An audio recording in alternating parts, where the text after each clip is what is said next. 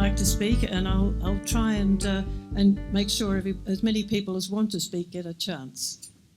I guess my feeling is that we have heard a lot of positive stories today, but talking to a lot of the people around here, and I won't ask people to do a show of hands, but I think there's a lot of organisations that don't even know whether they're going to exist in the next 6, 18, 24 months. And I just kind of felt there was this enthusiasm and, optimism that we were going to have some bright ideas. But we've been presented with the idea that we're going to have another organisation just kind of overlaying everything that's going on. And can't we just invest in the good people that are here and the good organisations that are here?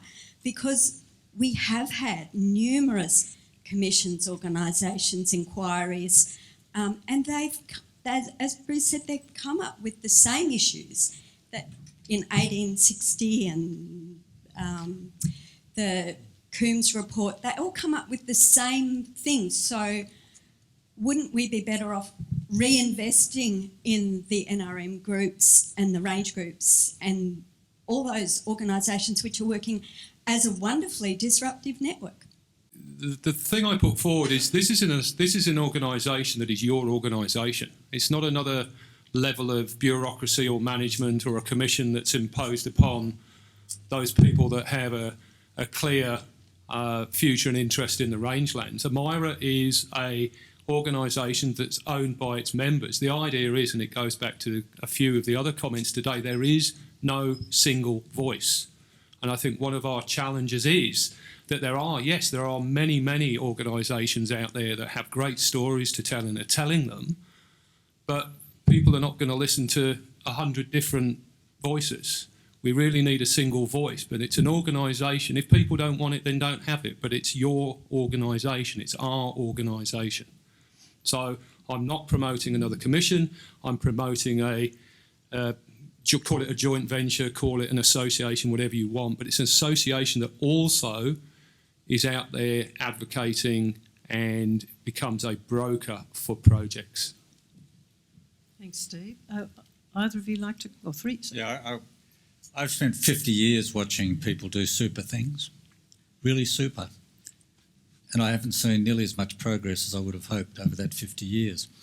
And I must say I've come to the conclusion that you do need to look at these things in terms of what one of the common buzzwords at the moment is collective impact. How do you get all these different bits in the mosaic of fine efforts to actually move in a really positive direction together? And I know we haven't got a lot of time, but can I commend the Stanford University material, which is readily available on their website on collective impact, where you see how a web of well-organised organisations can be made far more effective where there is an external body outside the contest, above the ruck, outside the political framework, which can actually make sure the things that Bruce talked about, that mandates are clear, roles are clear, you measure what you're doing, you get a sort of collective sense of what's happening. I think, I'd have to say, I'm despairing when I go to a place like Roban, where there are 90 organisations all doing super things, and the place is a shambles, absolute shambles. And I think we've got to stop thinking that our own glorious little efforts are the answer and accept that we need to be brought together, coordinated, and understand where we fit in this broader picture. That's my sense. No, I think you just got to be brave.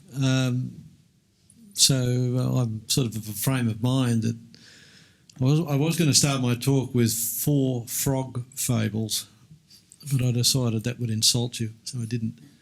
But I think I'm of a mind that says if you're not brave enough to say, all right, we do away with NRM, we do away with this, and we replace it, or we shield it at any rate with all these other activities with some other body that's got one voice and one line in, you're just going to get more of the same, and we'll all feel happy and we'll all do our little bit. And, we're sitting there like a big frog in the boiling water, and it's getting hotter and hotter, and we're just trying harder. And you never look up from your clipboard. Never look up from your clipboard. Next thing you find, you're on the bottom of the pan and you've gone to sleep.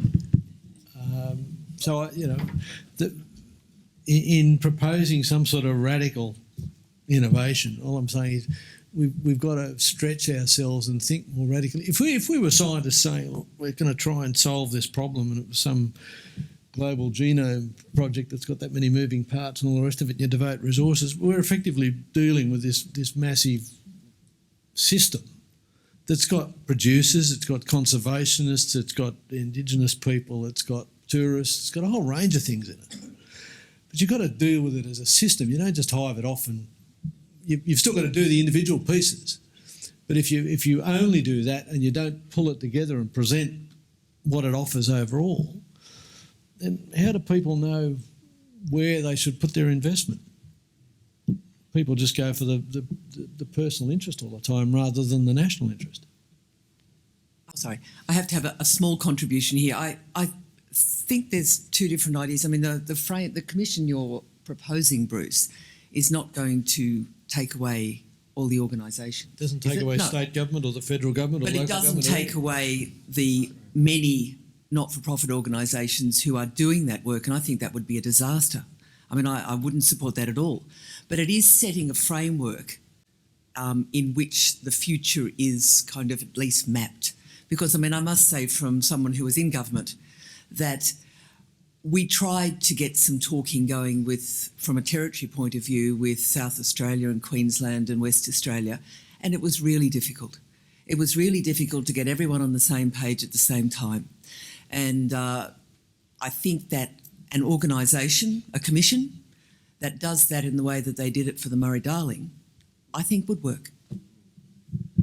Just to give you an idea of scale, one of the American examples is looking at a $7 billion set of programs in the state of the United States, education programs. The additional organisation we're talking about is $1.5 million a year organisation. In other words, it's a quite small thing which simply plays a role in keeping everyone honest, on the job, doing their bit, measuring what they're doing and creating a learning system. Look, this is not a panacea, but I think it's got a lot going for it in terms of the disappointment we all feel that our own magnificent work, the fantastic work that we do at Polypharma Foundation, it's brilliant. It's a drop in the bucket. And if it's not part of a much bigger picture where these things are working together, my kids and my grandkids will have the same sense of moral satisfaction as I've got in doing this little bit here, which is so fantastic. I'd just like to comment on something that, Claire, you said about the use of the word remote, and I can relate to that. The middle of other people's nowhere is the middle of my somewhere, and maybe we can use that a bit. There's been a common theme during this week questioning what the majority of Australia's population think of the outback, but I would question what it is that we think of ourselves. And I would like to do an experiment now. I'd like anyone under 35 to put their hand up, please. We do have a lot here. I think a big part of our leverage... John Taylor, put your hand down. Is our young people, and I'd just like a comment from the panel. How can we better use our young people as our leverage? An old pastoralist and a native title claimant, Junjunjara, in the Great Victoria Desert, said to the elders, well, it's all very well, I know you're connected to country, but what about your kids? And the old Aboriginal man said, yeah, what about yours? He said, oh, one might have gone to Perth. I mean, I think this is a real issue, but I'd have to say there are some inspiring young people who seem to be very dedicated to the bush, call it what you will, but certainly in the field in which I choose to work, I am just so deeply grateful and so deeply impressed by the people who are taking up the running. They're fantastic. So I think there's a lot of strength and power in young Australia, and it's fantastic the proportion that put their hands up for that question. Hands up all those who are twice as old as 35. Close. But can I just say, I'm not twice as old as 35, getting there every year.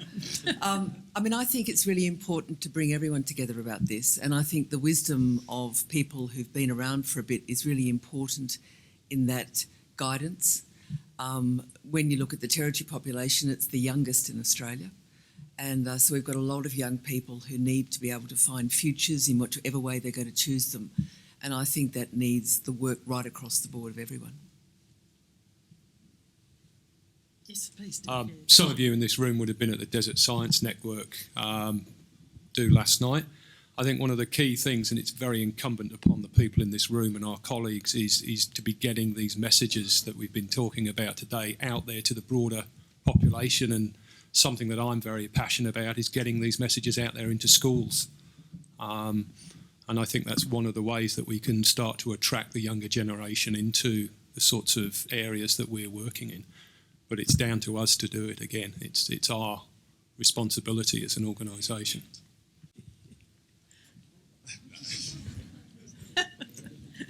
Lester's always like that. Barry Trav from Pew Charitable Trust. Just look, heartfelt thanks to the panel, particularly Bruce. That was a real game changer for me. Just that sharp focus on power. We don't have power, how do we get it? And it made me realise that I think unconsciously we, as a conservation organisation, have been pulling out punches. Being nice is probably not the right word, but not driving home in Canberra and elsewhere as much hard as we can. So thank you. I think that was very good. Perhaps a question, just an open-ended question. I'm not trying to put people on the spot. With disruptive tactics, to get the message in, given that we come from a relatively poor hand with the demographics, any tactics top of mind of how to get those disruptive messages in quickly? You suggested it, Bruce. Come on. Well, we've got one railway that joins the south to the north that goes through this town.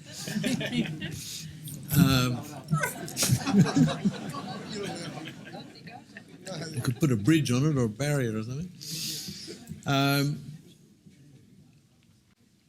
Well, I guess the disruption has had the impact. I was thinking more that agitating for getting a realisation that we actually need this single voice. That it's not snuffing everybody else's voice out.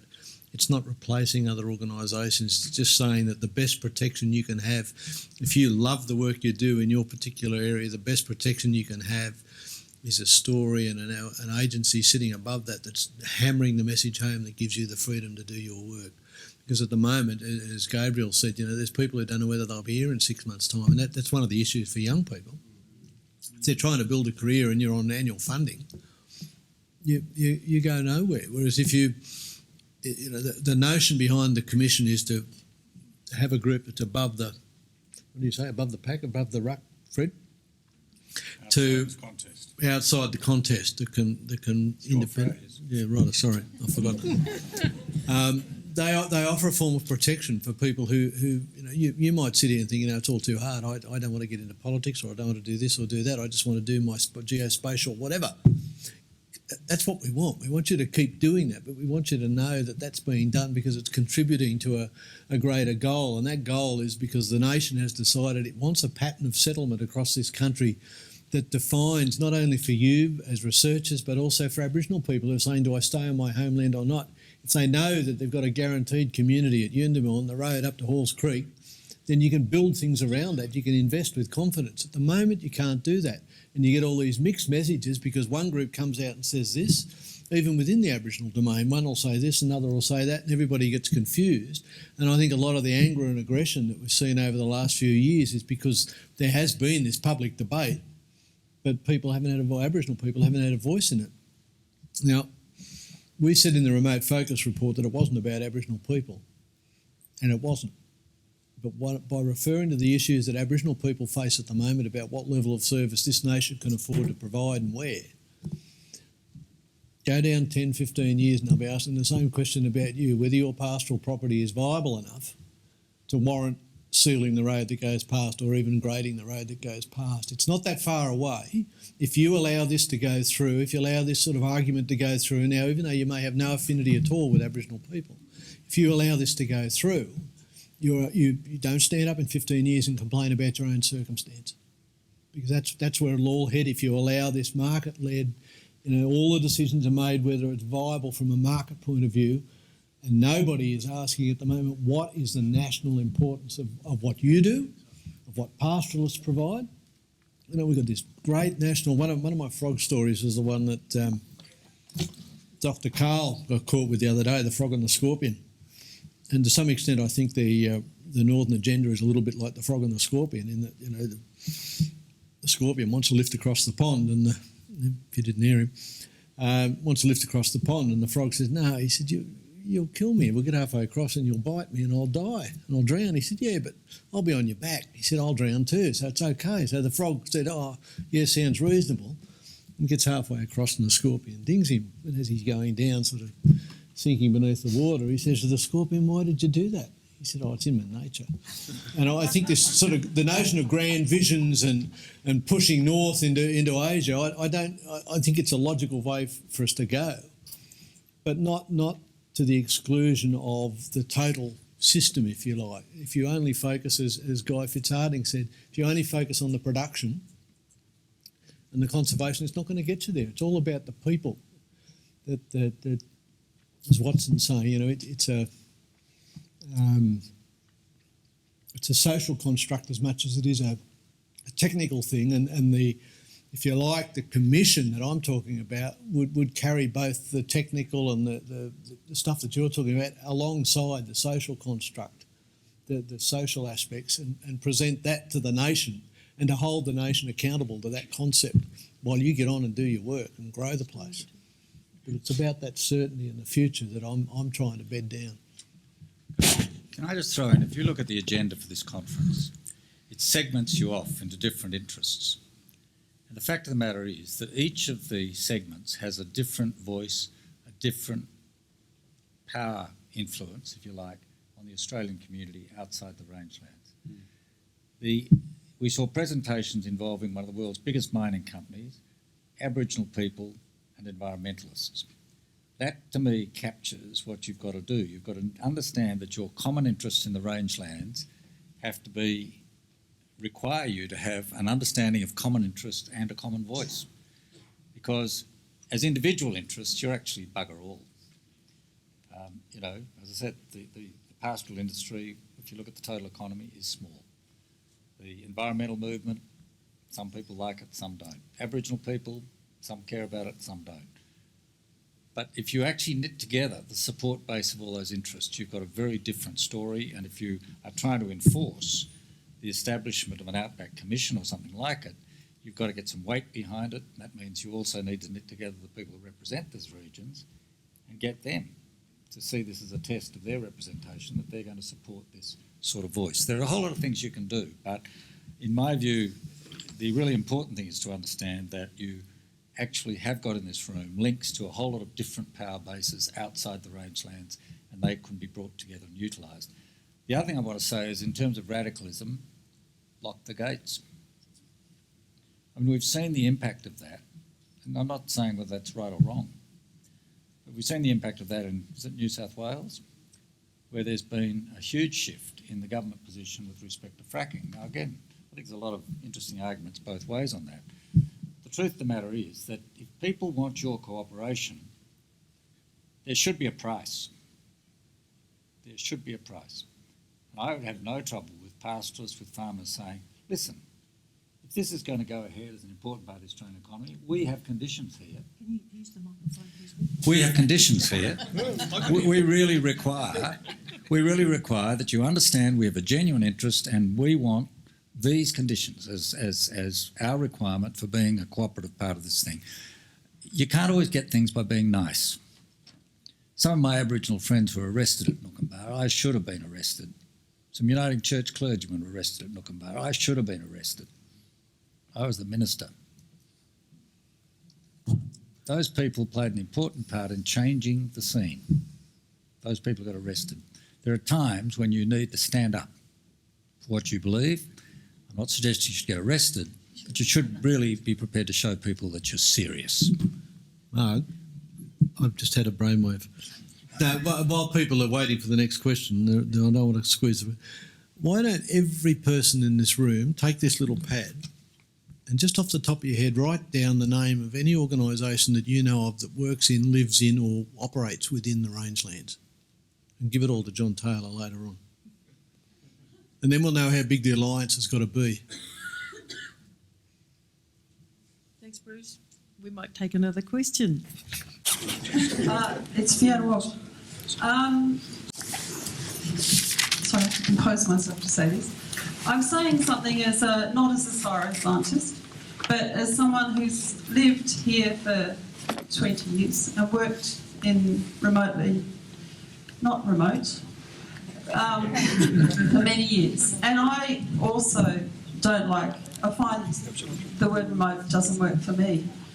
And my relation to this country changed radically. I've got a child buried here. And, sorry, when that has fundamentally changed my association with this country. And now it makes much more sense, the Aboriginal concept of heartland. Bruce used the word homeland earlier, but there's actually something deeper. And for me, this country is my heartland. I'm buried here, in part. But that's also true of generations and generations of people. And I just wonder, is the word our heartland an alternative to rangelands and remote? And I say that, is that a term that brings the passion we have for this country and the asking of other people to feel and respect it emotionally, not just for its economy, but for its people.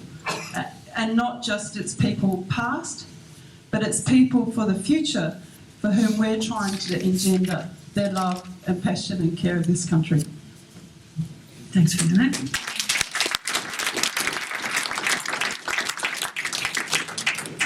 I just want to make a comment. I think that's a really strong, powerful comment.